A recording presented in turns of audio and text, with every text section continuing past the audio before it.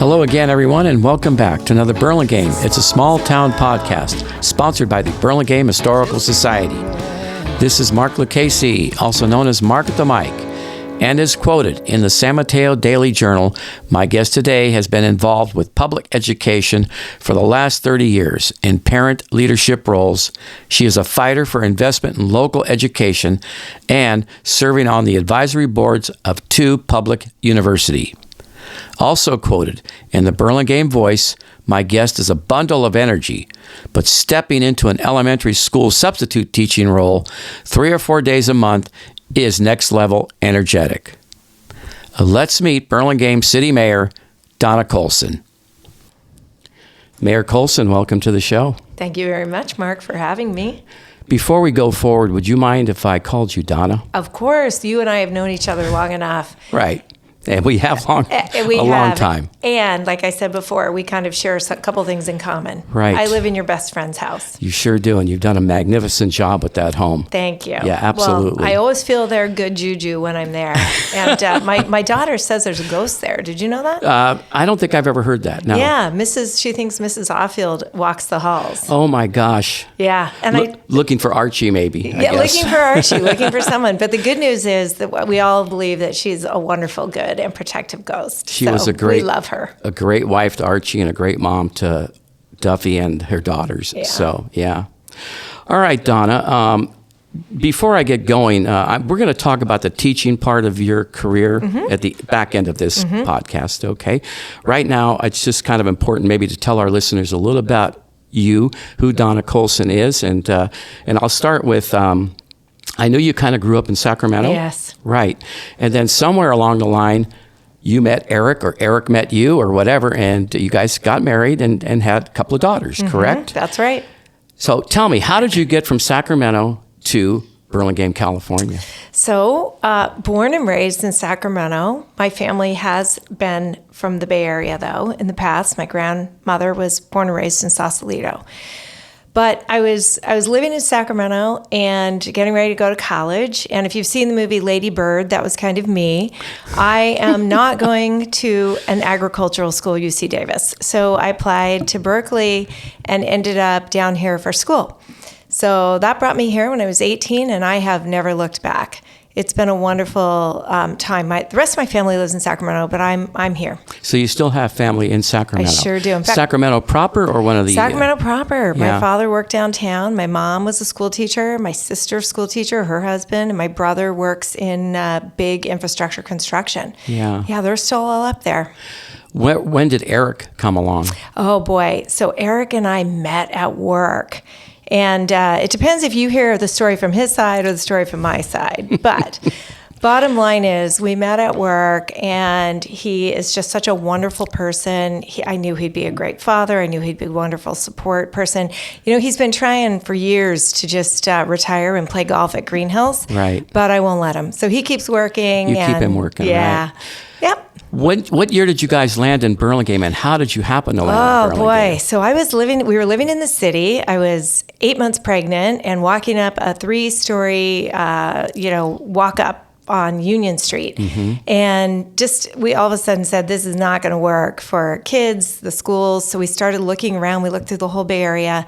And we just kept coming back to Burlingame. It was just, my mother-in-law was helping me look. She's a real estate agent. She kept calling it Pleasant Town. Pleasant Town, and right, then, good. And both of us were traveling a lot. And so being next to SFO was just a really important thing. And I kept thinking, why is real estate so much more expensive in the city than here? And at that time, prices were still really good. We probably couldn't afford to live here these days. So we moved in 98, and then we had our daughter right after that. Okay, so you came in 1998. Yeah. And the daughter came shortly after that? Yes, she did. Okay. So, when you got here, you sort of dove headfirst into things going on in Burlingame. And let me just read a couple of my notes here. You served on several boards, including the Burlingame Intermediate School and Burlingame High School parent organizations. In addition, you were also president of the Burlingame Girls Softball Association and a board member of the Burlingame Community Education Foundation, and a lot more. So much more that we'll run out of time if I had to read it. So I'll let my listeners know they can just Google the rest. Okay, so you really jumped in, okay? 2015, I think I have the numbers right here, you were serving as a park and recreation commissioner, correct? But then you decided to run for city council? Yes. Is that how that worked? Yeah, that's how it worked. How long were you on the the recreation? About 3 years. 3? But I had been really involved in it for years. Right. Working with Margaret. So did that sort of motivate you to get into city council? Well, you're so then? funny. You keep using the term "you jumped in." I would say it was more like quicksand. I got pulled in. So that's how it works around here. Right. I was still working full time, but I don't think I've ever once really raised my hand for any of these jobs. And but people came to me and said, would you be interested? We're looking for someone. And after I say no about 10 times, then I think finally the guilt that I have of actually not having gone into teaching as a full-time avocation or vocation sets in. And next thing you know, I'm doing it. My husband's favorite word is no. And my favorite word is yes. Yeah. They say that you have to learn to say no. But I'm really not good at it yet, Mark, no. I have to say. And what did we say, a new level of energy or something in the very beginning? Donna, you have plenty of energy, that's for sure. And you bring it. Blessed with that, for sure. Yes, absolutely. Okay, so just a couple of questions about your role as a mayor here in Burlingame. What are the roles of a Burlingame City mayor? Well, as you know, we're a rotational mayorship, which is very democratic, and we've never had an issue with the transition from one mayor to the next. And that's, I think, indicative of the collaboration and cooperation and respect that the Burlingame City Council has for one another. So the big things for the mayor are you help set the agenda with the city staff, but it's driven by what your colleagues want. There are a lot of ribbon cuttings, and there are, some initiatives that you can put together that might work during, your year. You would maybe think of some themes that you want. Everybody's mayorship is a little bit different. Everybody has a few different priorities. But all in all, it's really just sort of liaisoning with the staff and making sure that everything's running smoothly. And this is your second term? Second time, yep. Yeah, as mayor. That's terrific. Mm-hmm. Okay, so mention a strength that you have that qualifies you for the position of mayor. So I would say that I think I'm an innovator, and I like to look at problems from a business perspective as opposed to maybe a straight public policy perspective. So I think one of the unique characteristics I bring to the table is this melding of, business and 27-year business career in finance and real estate. I started in affordable housing, and bringing that together with smart public policy in order to actually get things done in Burlingame. Would you mind sharing with us maybe a challenge that you've had over the years and how you took care of that particular challenge? Yes, we've had a few. One was just getting our new beautiful community center up and running. We were working on that for probably 20 years. You can talk to Kathy Baylock and Terry Nagel and Jerry Deal and all that gang. And they really created the foundation from which we could start. But, we didn't have the funding for it. So we had to get the community involved and see if they would back a 1/4-cent sales tax, which they did. They passed it resoundingly. We had to work with, get a commission together or a committee together of wonderful people like Richard Tarones and Ricardo Ortiz worked on it, Kathy Baylock, Jennifer Pfaff, just an amazing group of people that got together to strike what a vision might be for this new community center. As you know, the old one was 80 years old. It didn't have ADA access. It was, had asbestos in it. It was literally falling apart. And now if you go over there, the vibrancy in that area and the new playground, that is serving over 500,000 different visitors a year coming in, or visitors coming in through different times of the year. And just the other day, one of our planning commissioners was telling us that all these planning commissioners from around the county came to have a meeting there and were envious and jealous and really appreciated how collaborative our community was to get it done. So that was a challenge, though, 20 years. Big time. And, if you're a new family coming or shopping the peninsula and looking for a home, and you come to Burlingame and maybe your realtor drives you by this community center, it's a wow. It is a wow. It's just gorgeous. So, let's see, 2015, so you've been almost on 10 years, almost 10 years, yep. City Council. Do you hear repetitive complaints or comments or suggestions? Yeah. Oh, yes, we do. Share with me maybe one or two of the top ones that you hear all the time. Right now, I would say we have a lot of commentary around bike lanes, pedestrian safety on both sides. We also, interestingly, have a lot of conversation going on around dogs and off-leash dog park space and, just...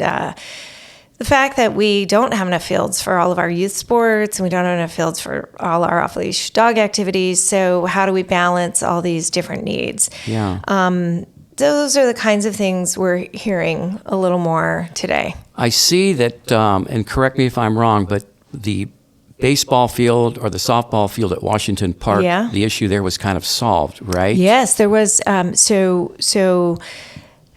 There was an inquiry about the possibility of skinning the infield at the historic baseball field and taking out the pitcher's mound and moving in a temporary one so that we could play softball there, adult softball. But the community really respects and treasures our older, beautiful, historic assets, and that ballpark is one of them. Right. I think it's sure the is. last standing grandstands. In fact, I've asked Margaret if she could think about, what do we need to do to maintain it? It needs a little paint, maybe some new bathrooms, and see if we couldn't do some sort of community fundraising through our Burlingame Parks Forever Foundation to help the city maybe match funds. Our community is so generous and gracious. They really rise to the occasion when it's needed, that's for sure. Okay. I know that you get around town quite a bit, but when you're walking around this Broadway Burlingame or Burlingame Avenue, citizens or residents come up to you and offer you suggestions or comments, engage you, and always have a better idea type of thing? All the time. We have a lot of community engagement. My husband laughs that we have to go out of town to have dinner together because, and he's pretty used to it. He pretty much just sits next to me and reads the paper or looks, and people always apologize. Like, we're so sorry. Yeah. They're not really sorry. They're actually, and they're quite welcome to bring all their comments. Yeah. I mean, that's the whole point. And I think it happens to all the council people, not just the mayor. Right. Okay, so speaking of that, you and the other council members have been on the council for quite a while together, with the exception of the newcomer, Andrea Papajohn. Papajohn, right. So what are some of the pros and cons of working with each other for several years? Oh, the pros are that we really know each other. We know each other's special interests and special talents. I think every single person on our council brings a unique perspective. Councilman, former Mayor Brownrigg likes to say, and we all kind of, Burlingame for a little city hits above its fighting weight. We are, every single one of us has a strong leadership role. Vice Mayor Beach is leading on transit.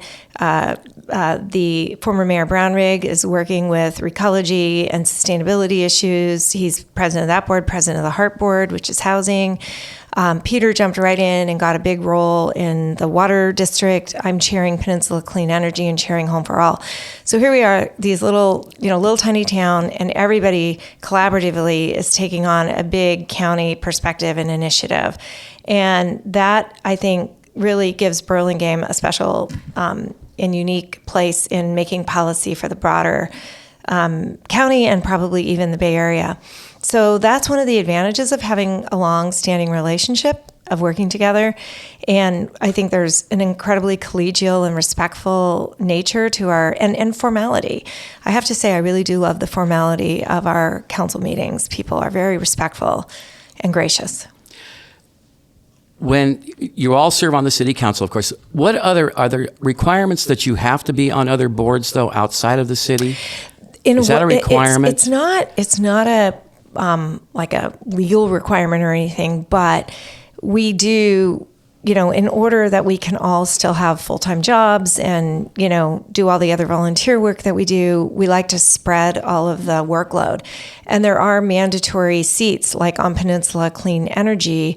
Every single city has a seat on that board. So someone has to go. Right. BOSCA, all these different agencies. So we not only take on those, but then we actually run for other seats where we are elected to bigger boards that our colleagues in other cities support. You guys put in your share of hours every week. I would say. So that leads me to my next question, and maybe the listeners should be interested in this. Are you a salaried employee receiving benefits as well, pension and health benefits and all that? Well, technically, we are employees. I have my little employee badge. I learned the other day that we make about $500 a month. Is that like a stipend? It's like a stipend, and that number has not been changed, I think, in over 28 years. So there's no CPI escalator or anything. I don't think anyone does this job for the money. You do it because you love and care about Burlingame and your residents.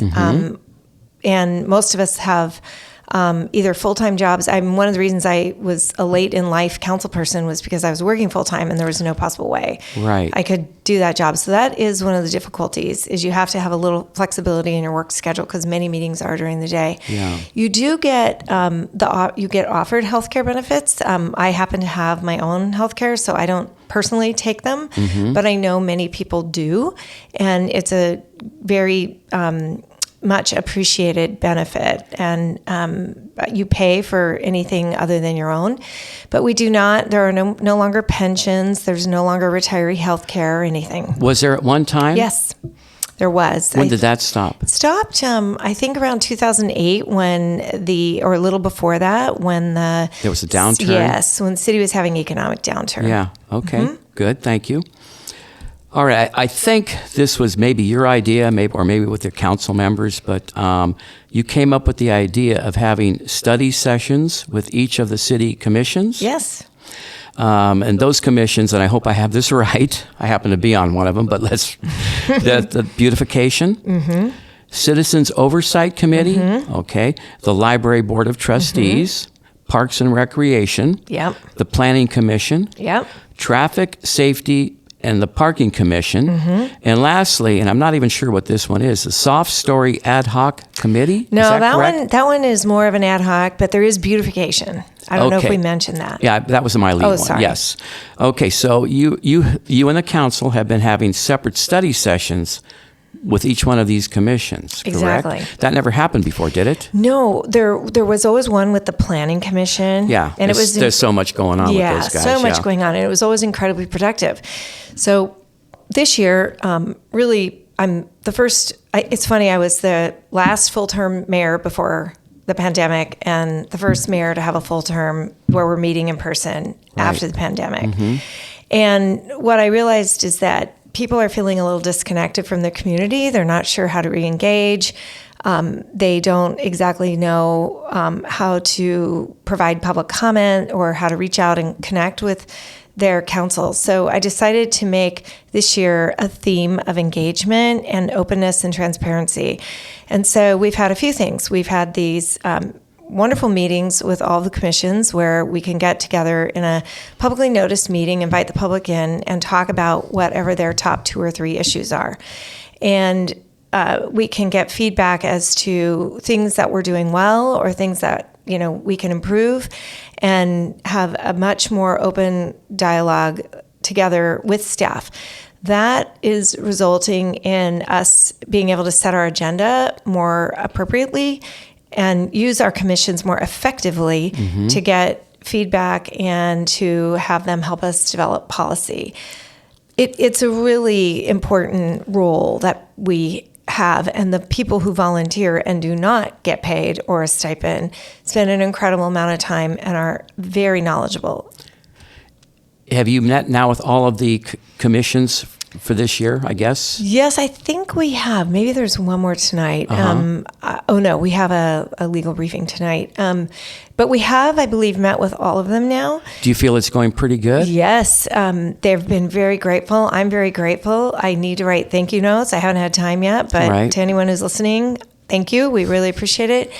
We're layering on to that as well. We're also having kind of open door meetings for any members of the public that want to drop in. We're having them at the library and we're having them at the community center, not at City Hall. City Hall can be a little intimidating sometimes. Right. And we don't have enough space at City Hall. That's a whole nother topic.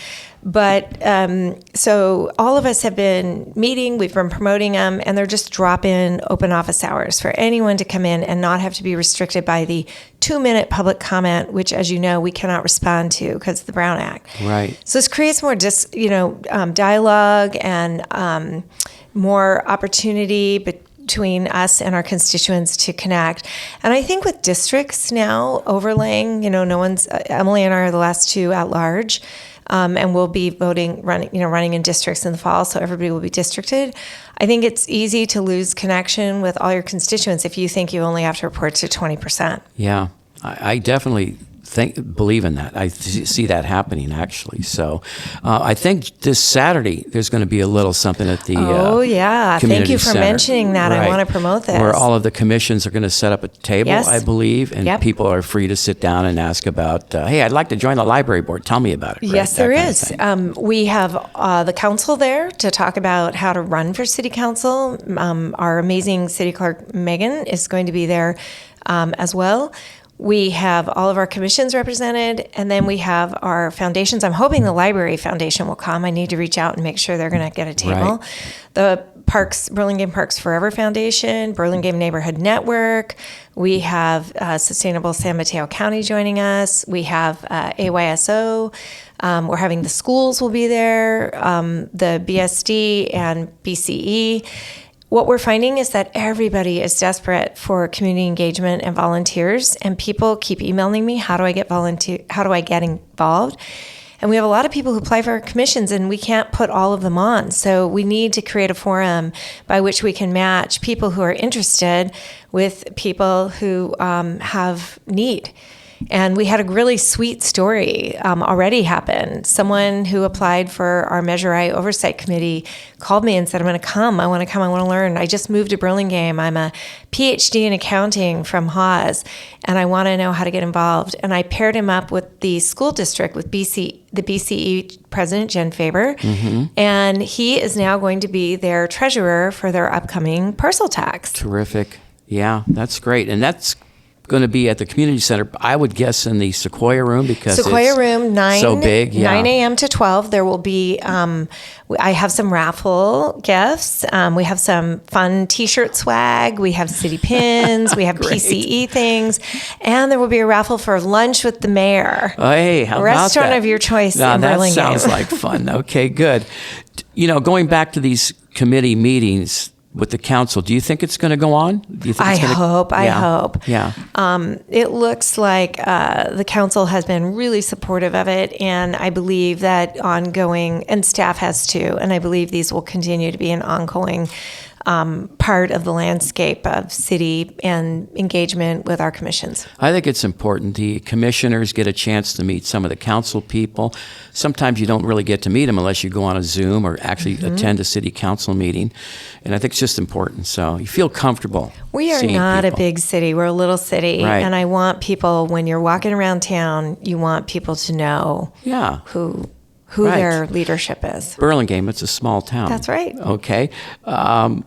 Social media, we're going to touch on that for a moment, okay? And if you don't mind, social media has become a real powerful way that people communicate, right? 100%. It's unbelievable. Everybody's looking at their phones all the time and texting away. So I'm going to take Nextdoor as an example.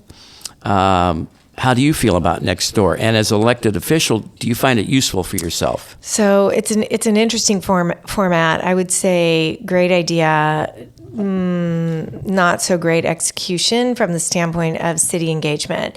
One of the things that people don't realize about Nextdoor and is that our city staff does not have access to it.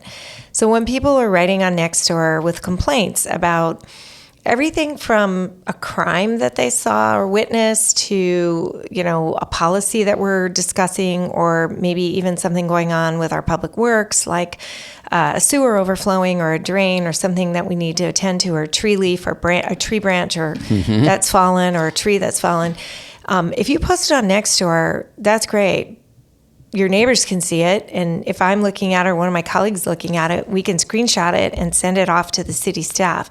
But it does not make up for 100% engagement. Call your public works department, call your police department, call your fire department, call your city council, email us. Right. That's the best way to ensure that we know what you're thinking about and what's going on.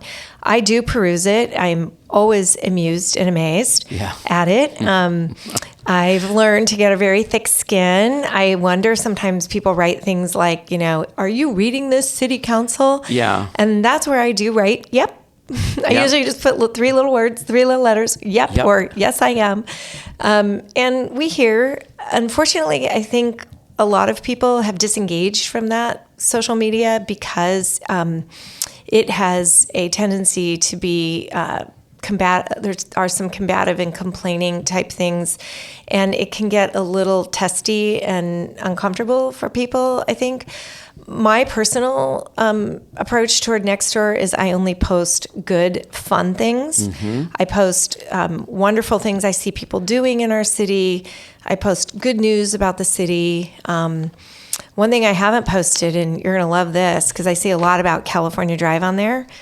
Mark, did you know that we just won an award for that being the best project, street improvement project in the Bay Area? Is that the bike lane thing? Yes. So I would love to post that on Nextdoor, but I'm a little terrified to do it. Just do it. Okay. Yeah. I'll get the city staff to do it. Has that simmered down a little bit now? I mean, there was a little bit of anxiety over it or something. I would say the drivers are going slower. People are driving, closer to the speed limit now. Yeah. That always increases pedestrian and bike safety. And that's our number one concern. Yeah. I think it was like when the traffic circle first came out, everybody's, what's this about? But you know what? Now it's just the way of life, right? Oh, yeah. I had people say to me, slam doors on me when I was knocking. I was knocking on doors, and someone said to me, did you vote for the traffic circle? I said, well, it was done before I was on the council, but yes, I supported it. Right. And they literally slammed the door in my face. Goodbye. And said, goodbye. Crazy. I'm voting for someone else. Yeah. All right. We have a lot of construction going on at Burlingame. All you have to do is drive around and see it all, and I'd say it's all pretty cool. But before we go there, how about a couple of words, an update on affordable housing? In my notes here, it says what, where, and when. Where are we with affordable housing? Oh, man, this is such a great question, and I'm so appreciative you asked it. So this last weekend, some data came out around 2023 with the Mercury News. And they listed all the big counties. So it was San Francisco, San Mateo, Santa Clara, Contra Costa, Alameda. And they listed the number of permits pulled. So these are units that are actually getting built in cities. And I've always been so proud of Burlingame. We've been so collaborative and collegial, and people have stood up and said, we want affordable housing. We want housing here. We want people to have a place to live. We want our kids to be able to live here. So the numbers in the data came out, and San Francisco, almost 800, 900,000 people. They built 3,000 units. San Jose built 3,000 units, and they're 1.2 million. Oakland built 600 units, and, they're hundreds of thousands of people. We built 832.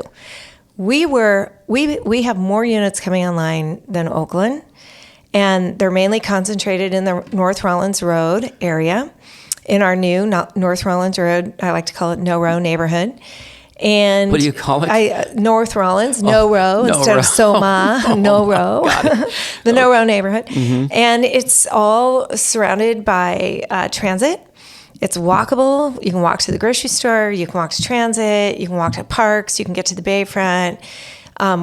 There's some new parks going in there. We're doing a whole new road configuration so that we can integrate more walkability and more traffic calming measures there, because you're mixing, big semi trucks with pedestrians. Yeah. Which I have a little facility down there that I opened, the Burlingamer. And I'll never forget one day looking out. Wait, what is down there? The Burlingamer. You remember my little indoor futsal soccer center? Yes. Yeah, so that's down there. It's my right gosh. in that neighborhood. That's how I got the idea in the first place. I was spending so much time in that neighborhood, and I'm like, why do we have old warehouses that aren't even being used? This should be housing right where people can walk That's to BART. awesome. Yeah. So I was down there a lot, and one day I looked out the window, and literally a semi-truck took 4 cars out right in front of my facility. It was crazy. Yeah. So it is really important to get the cars to slow down and get everything safe, and it will be a beautiful neighborhood, and the schools are going to accommodate the kids. So that's one area. We have a beautiful new eucalyptus grove that was under SB 35. So they worked with us to make a lovely project that will be almost 70 units of very low and extremely low income housing and housing for veterans. Where's this going to be? It's right over where the old car wash was, near the police station. Oh, really? Yeah, and that project. That's what's going on. That's what's going on there. And the county put in, I don't know, 5 to 10 million in that project. We put in $1.5 million. And it will have there's even going to be 10 units for unhoused veterans. And I'm really proud to welcome those people to our community. Terrific. Just wondering, and before we go to the construction going on, some more questions about that. As a city council member, as a mayor, do you have any connection with state government at all? Oh, yeah. Yes. In fact, I'm leaving tomorrow to go up and have meetings for 3 days in Sacramento. I love going up there because I get to see my family. Right. It's wonderful. And, Sacramento's really evolving as a city. But the local electeds here, Assemblywoman Pappin, we work with Senator Becker. The two of them, for example, just immediately jumped in on our grade separation funding when Governor Newsom was, making reductions in the budget. Yeah. One of the things they took away was $70 million that we really need for that grade separation, and Senator Becker and Assemblywoman Pappin jumped right in on that. Other local electeds from San Bruno and Millbrae as well, our representative Gina Pappin from MTC. Emily obviously leads that work with the TA. And next thing you know, we had a big press conference, and the next day we are cautiously optimistic that the funding has been resubmitted into the budget. But having those close relationships is what allowed us, when then Assemblyman, now Congressman Mullen, gave money to One Shoreline that allowed us to do the scoping project for sea level rise on our bayfront. And in conjunction with that and creating the brand new standard for zoning there, the economics of that, this is kind of what I mean when I talk about practical public policy. So how do we pay for all this infrastructure, millions of dollars? Well, by upzoning, we created value in the land, just like we did on housing. We upzoned, and that's how developers come and can actually build housing. It's how they can actually build and help us build infrastructure and not have to defer that to the taxpayers. Wow. I just have to say wow to that. It's a lot, man. There's a lot going on. What's the word that they use? Segue? We'll segue now into the construction, right? Because I have some questions for you. Sure. And I'm just going to rattle them off, and you can answer them in any way you want. Town Square, coming along, awesome. Love it.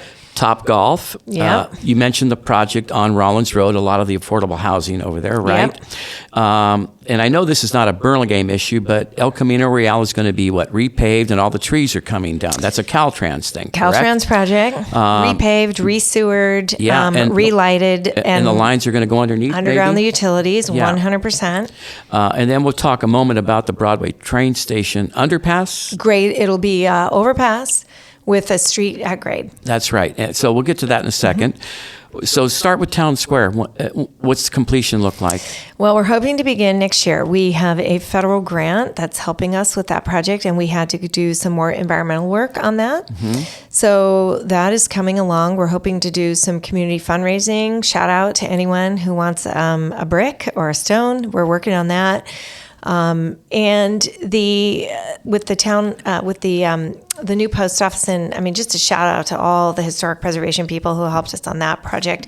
And it is so beautiful in its restored state. And then we will open up with, there will be beautiful trees. There's going to be a stage. You probably don't even know it. There's actually going to be a river. Are you familiar with the river situation? I am. We have 7 rivers in Burlingame, but one of them is going to be tied into that. Well, one of them runs underneath. Oh, and my so we gosh. couldn't really daylight it, because if you've actually seen them clean it out, you'll see it's actually pretty dirty. It gets all the debris from everything coming into the city. So what we did was we have new lights that are going in, and in the evening at night, there will be a moving river cast onto the ground. So you'll be able to go in the evening, and there'll be beautiful lights with a lovely river rolling Pretty cool. through. So as you're looking at the building, and by the way, kudos to the architect and the construction guys. They molded that post office Thanks to right back in. Sarah Regis and Dostar, who are our partners on that. Or, it's a private project, but the center, that it town doesn't square even is look public. like it doesn't. It just looks like it's part of it, right? It's beautiful. But as I'm looking at the building, say across the street from Ace Hardware, Yep. it's all off. It's going to be offices with a couple of nice restaurants downstairs. Yes. Right? Yep. That's already been kind of booked, those, right? Yes, a couple of good ones beautiful coming new from restaurant coming in. Woodside, I think, or something. Yeah, Spruce, the sister restaurant to Spruce in the city. Mm-hmm. Right. Okay, so you're looking at the building, all offices. Is the top up there, is that offices too, the very, very top? The very top is office too. So Okay. it's all office up there. Yeah.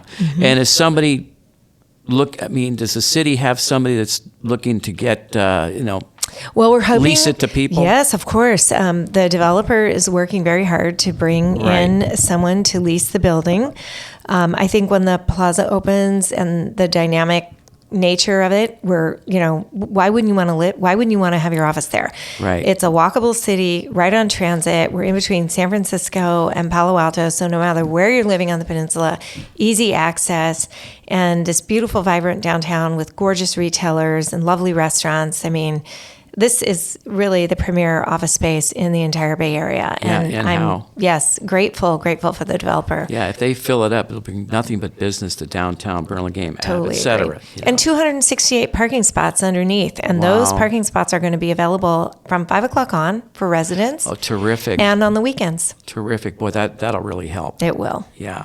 So we touched on Rollins. We won't go back to that yet. I do want to talk about El Camino, though, for a moment, even though it's a Caltrans thing. Is there any set time? Have you heard anything that's coming up? Or We're hoping to start that project next year. So it'll be into next year? Yes. Oh, yeah. It'll be a 2 or 3 year build. What we're working on right now is making sure we get PG&E focused on undergrounding the utilities. This is one of those days we're going to go back and lean on our state representatives and our county assist people, Supervisor Pine and Supervisor-elect Spear, to help us with PG&E and make sure they are well aware of the critical path and the nature of this project, so that we are not stalled for a year or 2 years because PG&E doesn't get those lines undergrounded. Got it. Okay, good. And the big one, let's just say the big one to me is the Broadway train station project, right? That's and there was a problem with some funding for that? Yes, a little bit of a problem with the funding. So the state, as you know, has a fairly significant budget deficit this year. That's we could have a whole Mark at the Mic on just that. You should invite, you can invite all your state people in to talk. I'm sure that they would all have an opinion. As is the nature of Burlingame, I worked all weekend with Vice Mayor Beach. She and I tag teamed the whole day. She did an amazing job.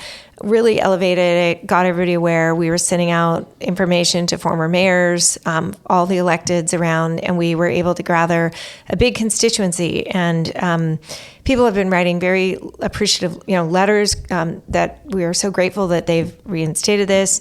I think just getting it out. I had my sister-in-law in Watsonville and my nephew in Santa Rosa both called me and said, "Hey, we heard it on the news." Right. So thank you again, Senator Becker, for getting this out. And really, we owe Vice Mayor Beach just an enormous amount of gratitude for her effort to rally everyone on that. At the end of the day, is there going to be enough funding?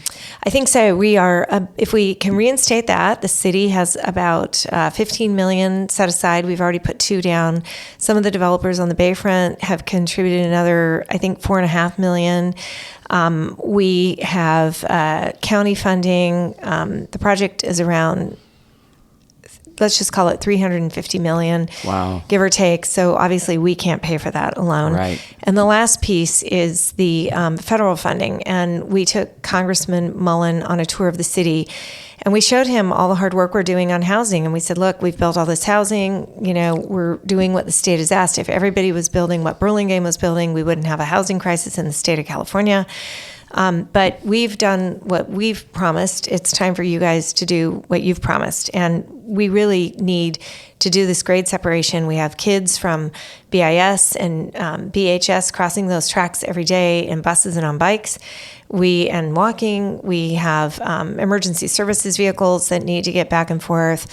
As you know, we don't have a fire station or a police station on the Bayfront. So if there's a train or an accident, and as you know, that has been named the most dangerous intersection in the state of California for that blows my 8 mind. years. I know, that just blows my mind when you hear And that. the congressman, to his credit, was incredibly supportive and wrote us back and said, thank you for the tour. Really proud of what Burlingame's doing, and this is going to be my number one funding priority for the fall.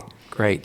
Now it's time for me to give a shout out to my wife, Kathy, because Kathy taught Kevin Mullen in 7th or 8th grade at St. Veronica's, South City, a long time ago. Well, she did a wonderful job. Let's thank her. She did a great job. Okay. He's doing wonderful work for us back in D.C. Yeah. Okay, so getting to the Bayfront just for a moment, tell me a little bit about Topgolf. Where are we? I mean, you can see it now. It's really happening. Yeah, it's really happening. So that was an interesting first project I did when I got on the council with then Mayor Ortiz.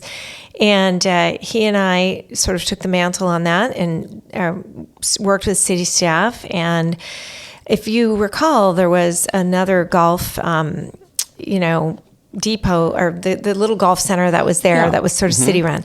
So this is some numbers on this project. So that project, that center was bringing in around $35,000 a year on a lease. Renegotiating this lease and bringing Topgolf in, the new lease on that will be $1.5 million a year to the city of Burlingame. Whoa. So what a difference. And, at a time when our budget is suffering because of the pandemic and we still have not recovered on our hotels and we want to pay our employees so that they can afford to live in the Bay Area. And we have, pension obligations, and we have hundreds of millions of dollars of infrastructure that we need to build, including grade separation Broadway and a new city hall and all the roads and everything, just being smart about these kind of things. So we're really excited. The hotels think it will help stabilize and bring in more revenue through our transit occupancy tax. And obviously it's a good lease. It will bring good jobs to the city. And the most fun, they also gave us a very nice community benefit cash payment of $500,000 that we're putting back into our general fund. And the most kind of fun thing that people probably don't know about this is they've also agreed to host Burlingame High's golf team. Oh, that's terrific. Both the girls and the boys. Yeah, that's terrific. Boy. Fun place for our kids to go. Absolutely. So everybody complains there's nothing fun to do in Burlingame. I think that's not really true. There's a lot of great entertainment going on in Burlingame. But this will be a fun thing on the Bayfront. Absolutely. All right, Donna, we're going to move from city council and mayor and all that good stuff here in a second. One last question for you, though. You've been very involved in everything, okay, A to Z. City council, mayor twice. Any aspirations of seeking anything else beyond city council? No. Come on, you can say it here first. This is where I am going to. This is where I am. I am going to run one more time. Yep. For from my at-large seat to my District 4 seat. That will be what, in November? That will be in November. So I have committed. As you know, there's a lot of moving parts on our council right now, and I think. Also, with these sort of important roles at Peninsula Clean Energy and some other things I'm doing on the county, I think I would really like to continue and finish that work off. I had thought I would be done this year, but things change. You never know exactly what is going to happen, and that's why you sort of never say never. But I will say never about moving up to higher office. It's really... Mark, I'm retired. I have 2 kids. They live in different cities. I have parents still in Sacramento. I really and my husband, we're both trying to spend more leisure time, and it's a busy job, and but I still control my schedule pretty well. I can set up my meetings. Those are very important paid jobs with staff, and they require a lot of travel. And I just think it's important to step aside and let a new generation of leadership step in. I'll do this one more time, and I think the rest of those jobs have people that will be in them for the next 10 to 12 years. And I'll do what I can to support all of them. Great. You heard it here, folks. Donna's not going to look for anything outside Sticking of with Burlingames. Sticking with my little district farm. I love it. Great. Okay, let's go back to where I introduced the very first part of this podcast, talking about the substitute elementary teaching thing, maybe 4 times a month or something like that. What's that all about? Yeah, so it's probably penance for not really having been a teacher, since that is my family's business. But even in my own job, my career, I worked as a consultant, and I helped people invest their pension funds. So I was always teaching and helping people learn about investments in the investment world and the investment market. That's a really fun job and a fun thing to do, to help people improve their lives and make sure they can do something, with their retirements that allows them to live the way they want to live. And so I began to hear, I'm one of the liaisons with the school district, and I began to hear every time we'd have a meeting, we really are struggling for substitute teachers. And then during the pandemic, I watched my own sister, who I am so proud of. She was named Teacher of the Year during the pandemic for her work. Where was this? Sacramento. She's in Elk Grove. She taught in the lowest performing Title I school in all of Elk Grove, which is the 3rd biggest district in California. Really? Yes. Mm-hmm. She is a math specialist, and every single child in her class was unhoused. She was going in the mornings and dropping off food and taking food to the families, figuring out where everybody was. My brother was buying her noise canceling earphones. My mom and dad were supporting her, helping care for her kids while she was doing all this. And I really saw what an incredible difference she made and my mother have made in the lives of thousands of children over the years. My mom also taught in a Head Start Title I school. So, given that's the family business, and it's in the blood. It's in the blood. Yeah. Mm-hmm. And knowing we were really under distress here and duress for finding people, and our administrators were having to teach, I decided, hey, this is something I can do. It's pretty simple. You can't be a convicted felon. I think that, so you get that, right? Absolutely. You could be president, but you can't. Yeah, that's maybe, right. Who knows? But at any rate, that's kind of a funny story. But you just have to go in, get your fingerprinting done. You have to get your background check. And you have to do all like your mandated reporter training and those kinds of trainings. It takes about 10 hours. And then you get on an on-call list. And I can get called from TK all the way up to 8th grade. And in fact, this year, one of the more fun jobs I did was I was principal for the day at BIS when Principal Lan had to go on a training mission. How cool was that? Yeah. It was very cool. Yeah. And then we had a fire alarm go off. And so the fire truck showed up, and I was waiting out in front with my principal's badge on, and the fire department rolled up and they were like, Mayor, what are you doing? I'm like, well, I'm mayor and principal today. Yeah. I'm doing both. And the kids are phenomenal. I sneak a little tiny bit of government education civics into every single one. It's very apolitical. It's more about, elections and participating in the democratic process and voting. And I ask all the kids what they would do better in Burlingames. So I get a lot of feedback. Great. There are things like free ice cream, really cute, cute things. Yeah. So, that's a great way for me to keep connected to the community and hear what's really important to families. Is this going to be ongoing for you? I'm going to continue it. Good for you. And it's K through 8? K through 8. So you would get a call at home saying, Mrs. Colson, we have a sickness study. Can you come in with that kind of thing? Is that how that would work? It does. More or less? Yep. And I try to tell them, my days can get really busy, but if you call me well in advance, and you can go on and look, so I keep some days free, and then I book them ahead. And I also have a lot of friends who are school teachers here, so if they know in advance they've got like a family wedding or something that they're going to miss a day, I always step in and cover for my people. Yeah, great. Okay. Now we're going to move to, I think is more than a hobby for you. I think it's a passion. Yeah. You're an artist. I am. You love to paint. I do. What do you paint? What do you do? Landscapes, vases, flowers? Everything. Really? So I, last year when I had got accepted to 2 colleges. I was looking at going to school at what was called the California College for Arts and Crafts. In San Francisco? Yeah, at the time, and Berkeley. I decided that it was very difficult to make a living as an artist. Talk to Joanna Nagler about that. She'll tell you. Yeah. And she wrote a book about it, and it is tough. And so instead, I decided to, get a degree in economics. And unfortunately, with work and kids, I sort of shelved that for a little while. And then during the pandemic, we're fortunate enough to have the amazing Art Attack here with Nancy Call. All of our kids went there. Well, they also have adult classes. So I gathered some friends, and I started taking my art classes again. Where is that located? It's right behind Lenardi's. Right over in Lenardi's Plaza. I'm not sure where that Lenardi's is. I'm not sure where that is. I'll look it up. Bad news there. Sorry. I'll look it up. I used a dirty word. No kidding. So it's behind Lenardi's. Yeah, it's in the plaza there. And she's been here for 30 years. And she does beautiful work teaching and working with kids. My house is full of artwork from my own children.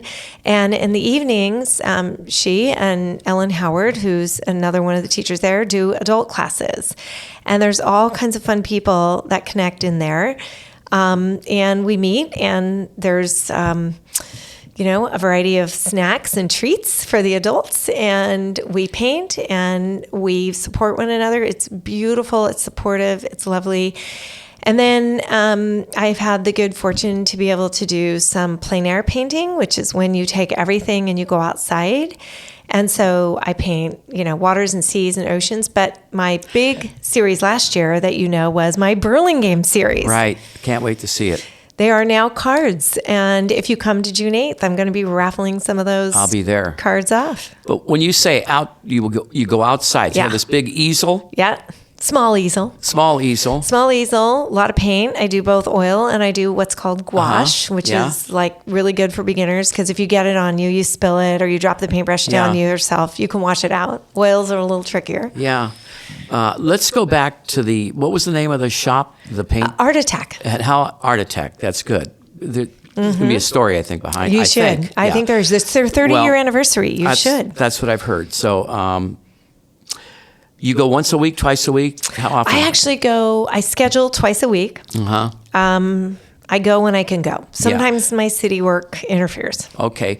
So the owner, what's her name? Nancy Call. Nancy was recently in Spain. She was. Were you there at the same time? Yes, we were. And were you doing something together? We were painting and eating and traveling and seeing. That's where I wanted this to go. Yeah. So you went together, both taking lessons, or was she teaching? Well, interestingly, she was a student with me. Okay. So the class was actually taught by Ellen Howard, who is a local artist here in Burlingame. She is a well-known plein air painter. She does beautiful ocean, beach, meadow, forest scenes, and she travels all over the country. She invited 14 women along, and we took off and went to Costa Brava, Spain. And we set up our easels for a week. And it's great because, when someone like me who has a lot of energy, so I can paint all day and then I can be online all night working for Burlingame because it's their day when it's my night. Yep. So no sleep for me, but a lot of fun. And we painted in gardens. We painted on the beach. We all had to figure out how to haul basically like 20 pounds of paint and brushes and all of our gear over. And then we set up. And then it's really amusing. You're painting and people walk by you and they stop and they ask you and they talk to you. And it's a wonderful way to learn about a city or meet the people. Yeah, Jesus. The energetic Donna Colson, huh? Folks, boy, oh, that's amazing. So you were there for how long? So we were there for a week painting. I have all my paintings. Were you drinking wine while you're painting? Maybe. A sip here and there. We were having a sip here and there. We were eating lovely food. We were having fish. It was. How many hours a day would you spend painting though? Probably about 6. No 6 kidding. to 8. Yeah. 6 to 8. Yeah. Good So for it's you. actually really, you're standing, you're really having to focus. The light's changing. Yeah. Everything's changing. Little kids are tripping on your easels sometimes, and everything's getting knocked over. So, and everybody has a different style of painting, so it's fun to look at everyone's work. Yeah. And, Mark, it's such a great, it's such a joyous thing to do, and I would encourage anyone to explore their artsy side. If there's one thing I believe in, whether it's poetry, music, doing what you're doing right now, this is an art, obviously. After COVID, I think it's been really important for people to connect with something artistic in their life and explore it. And I think if you're using both your right and left side of your brain and you have this outlet, it makes all of us have an opportunity to do better, make better decisions, and to be more patient and grateful to our friends and people, and just have a little more patience with life and bring a little more beauty into the world. Yeah, well said, Donna. As far as my painting skills, I can't paint anything unless it has a number in it, and I even have a problem doing it then. Okay, we got those. We have those. So, we can teach you. Thank you, Donna. You're welcome. Before we wrap it up, a little shout out to your husband Eric and your daughters. Yes. So I have my 2 amazing daughters, Claire, who surprise is a high school history teacher. Yeah. Taking in on the family business. Terrific. She teaches ethnic studies and she teaches honors history. And where is she? She's in Los Angeles. Wonderful. Love her. Adorable. And then my other daughter, Grace, fell into the other family business. She works in the investment management world and the pension world. And where is she? She's in Chicago. Wow, with her that's cat. Awesome. Yeah, her little cat, Marilyn. Yeah. Love her. She's there with my assistant, Jessica, who everybody in this town knows, and her husband, Mikey Varis. Oh, really? Do you know them? I by sight, probably. Okay, so Mikey's coaching the U.S. men's national team for soccer. You need to meet him. Yes. Burlingame guy does great. That's a World Cup week one for you. So the 2 of them, and Grace is, loving it out there, doing really well in her investment world. So proud of her. And then my wonderful husband, Eric, who... people say to me sometimes, when I ran for council, to take this back to the beginning, Mark, when I ran for council, his entire legal team had to fly out because there's this thing called the Financial Reform Act that if you are CEO of a publicly traded financial services company, you cannot do certain things in the political world. So they brought a stack of papers. He signed them all, and he said, "Honey, I'll be happy to stand behind you and hold your purse." So he's always there. He's always with me. He has allowed me to do all this work, and he's, his love and support and attention, and just the kindness that he shows to me and every single person that I have to work with is makes this, I think, it makes it a really fun job and a powerful team, and I am grateful to him. Eric is a real gentleman. Thank you. For what he does for a career, he has no ego. He doesn't show the ego. He doesn't wear it. You know what I mean? That is so sweet. He's always pleasant to everybody, and just a terrific guy. Thank you. I hope someday to meet your girls. They will be in town in 2 weeks. They'll Maybe be I'll around. get a chance Hopefully to meet them. Will. So. Hopefully you will. Mayor Colson, Donna, thank you so much for being a guest today. Oh, thank you, Mark, for having me. I really appreciate you doing this. You bet. Take care. I'd like to thank Burlingame City Mayor Donna Colson for being my guest today on Burlingame. It's a small town podcast sponsored by the Burlingame Historical Society. Thanks to Kathy and Shelby Lucchese for editing and producing, the great Ray Tyler for video, original music by Bray. You can hear more of Bray at braymusic.com. This podcast was recorded on Monday, June 3rd, 2024, at the Burlingame Public Library. The Burlingame Historical Society copyrights this recording, and no part can be copied or replayed without the permission of the Burlingame Historical Society. So until next time, everyone, see you around Burlingame. It's a small town.